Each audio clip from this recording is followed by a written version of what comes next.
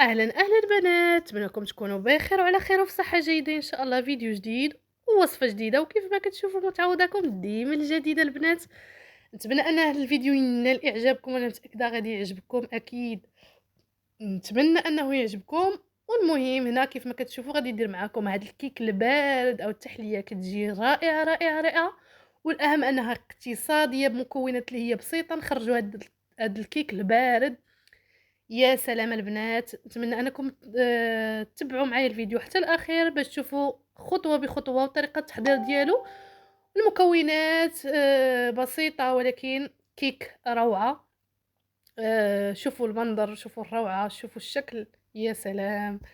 المهم لاول مره يشوف قناتي لقناه زينب شانيل، مرحبا به. ما فشاركش معايا في قناتي يشترك ويفعل الجرس فضلا وليس امرا باش يوصلك كل جديد. واللي معايا كذلك مرحبا بكم. وخلوا لي تعاليق زوينه وكتحفزني، وواحد لايكات منكم ومشاهده كامله الفيديو، علاش لا. كيف ما كتشوفوا يا سلام يا سلام. دوزو المكونات اللي هما بسيطين ولكن نتيجه روعه. غنحتاج كاس لاروب ديال الزيت مع كاس سكر سنيده، وغنحتاج واحد جوج خمارات حمرين مع وحده فانيلي تنسيم فقط. وهنا عندي واحد ساشي ديال الكاكاو. وكيف ما كتشوفوا غادي يحتاج واحد جوج كيسان ديال الماء اللي يكون دافي. كيف ما كتشوفوا كيكه بدون بيض بدون، صراحه كتجي اقتصاديه ومن احسن الكيكات الباردين اللي غادي تقدري ديري او تجربي. روعه روعه، غير نوضوا جربوهم. جربوا هاد الكيك هادي، راه يا سلام. المهم البنات هنا غادي نضيف المكونات. عندي كاس لاروب وضفت عليه كاس ديال السكر سنيده، وغنضيف عليه الفاني، وغادي نخلط شويه المكونات اللي عندي.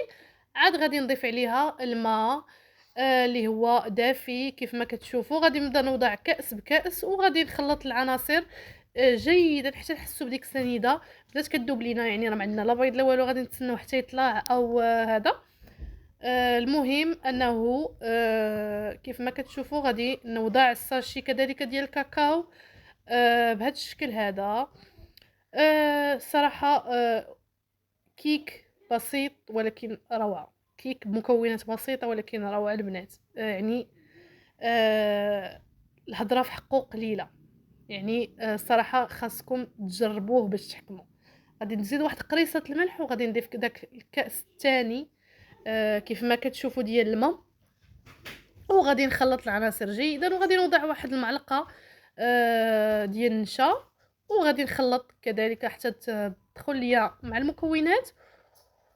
وهنا غادي نزيد دقيق على حسب الخليط البنات، دقيق بنوعيه تكون جيده، فرص رطب ديال الحلويات. وهنا غادي نبدا نخلط الميكسي الدقيق مع المكونات اللي عندي بهذا الشكل هذا. وانتم كتخلطوا وانتم كتضيفوا الدقيق حتى توصلوا للقوام اللي محتاجين. والمهم غادي نمشي بهذه الطريقه هذه. وهنا اخر حاجه غادي نوضع جوج خمارات. خمارات كتوضعوا في الاخير بالنسبه لاي كيك اكيد.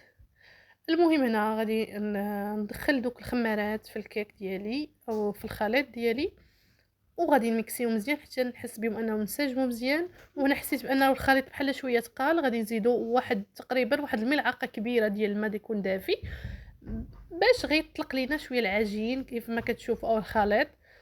هنا غادي نزيد اخر شيء تقريبا واحد نص ملعقه ديال الخل صغيره، غير نصف يعني تقريبا، يعني شويه قطرات ما تكثروش، لانه كيعطينا واحد الطراوه الكيكه ديالنا وكيهششها.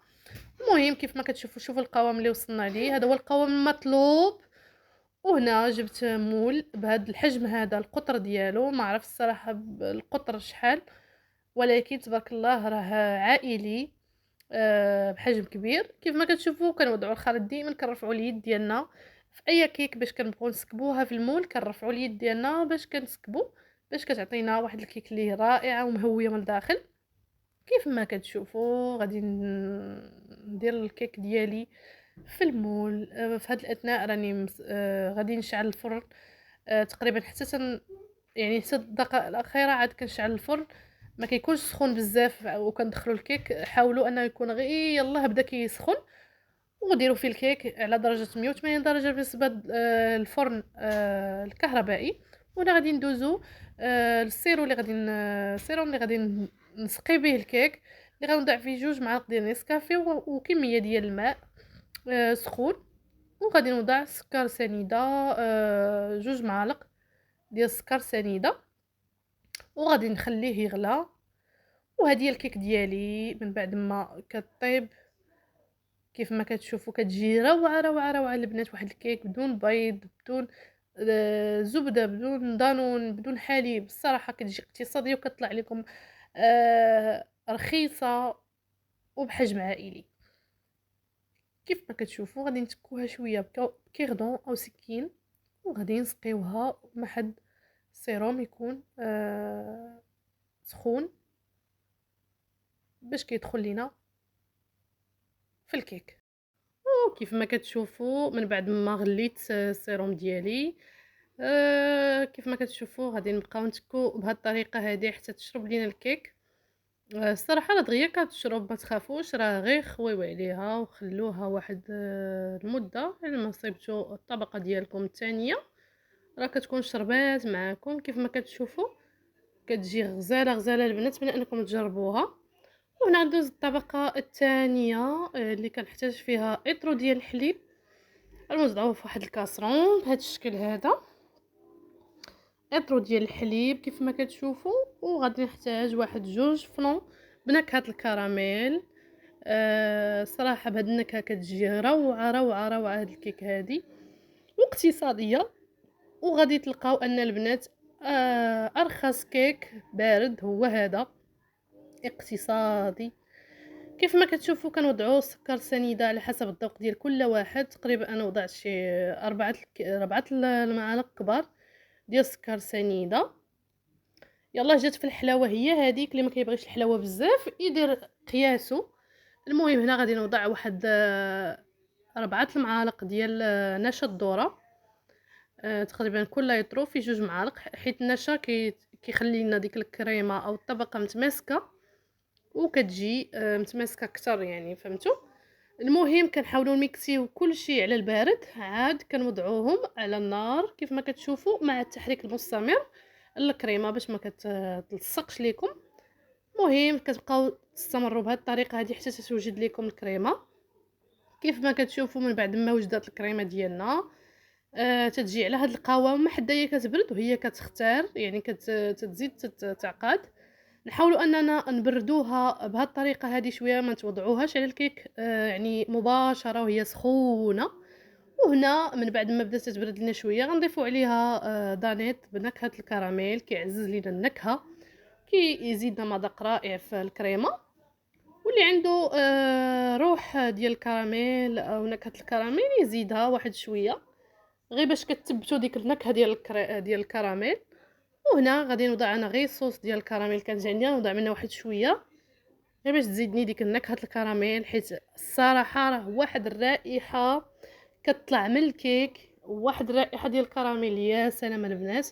هنا كيف ما كتشوفوا الكيك ديالي من بعد ما شربات السيروم كتجي غزاله غزاله غزاله وصافي كتكون شربات يعني كله. هنا غادي نوضع الخليط ديالي او الطبقه الثانيه الكريمه كيف ما كتشوفوا كنوضعوها بهذا الشكل هذا. وغادي نوضعوا الكيك ديالنا في الثلاجه على ما تماسك لينا الكريمه ديالنا. وهي هاد الكيك كتبغي اكيد ضروري وتكال انها تكال بارده البنات من الاحسن يعني. وهنا البنات قال لي راسي انني ندير هاد الزواقه هذا التزيين. لكم الاختيار، ممكن تاخذوا غير صوص كراميل ديروه كخطوط. هنا قال لي راسي دير هاد التزيين هذا. خديت لي صوص بحال الصوص ديال الشوكولا وشكلت به هاد الوريده هذه. الاحسن وريدات عندي متتبعات الغاليات الوفيات كندير لكم هاد الورده هذه. المهم تزيين لكم الاختيار، يعني المهم هي الفكره. التزيين كيبقى تزيين، يعني كل واحد وفكرته، كل واحد اي فكره بغيت تطبخيها في التزيين تطبقيها. ايوا وجيت هنا خديت عاوتاني الصوص كراميل وقديت بها عاوتاني بحال هكا. المهم جاتني كفكرة وقلت نطبقها. حنا الحمد لله راكم عارفين كل واحد وافكاره، كل واحد الصراحة المهم أنها كتجي واحد الكيك اللي هي اقتصادية من أرخص كيك بارد، يعني الكيك الباردين هي هاد الكيك هادي الصراحة كتجي روعة. شوفوا البنات كيفاش كتجي، يا سلام يا سلام يا البنات، من انكم تجربوا طريقة ديال هاد الكيك هادي اطلع عليكم اقتصادية وبحجم عائلي، العائلة كاملة تاكل كيك بارد وبواحد المذاق ولا اروع، تولوا مدمنين عليه وغادي تحمقكم هاد الكيك هادي. نتمنى انه ينال اعجابكم وشكرا لكم، شكرا للمشاهده لكم المشاهده ديال الفيديو. نتمنى ان يكون نال اعجابكم والى فيديو مقبل ان شاء الله وفكره جديده ان شاء الله. خليتكم على خير، بسلامه.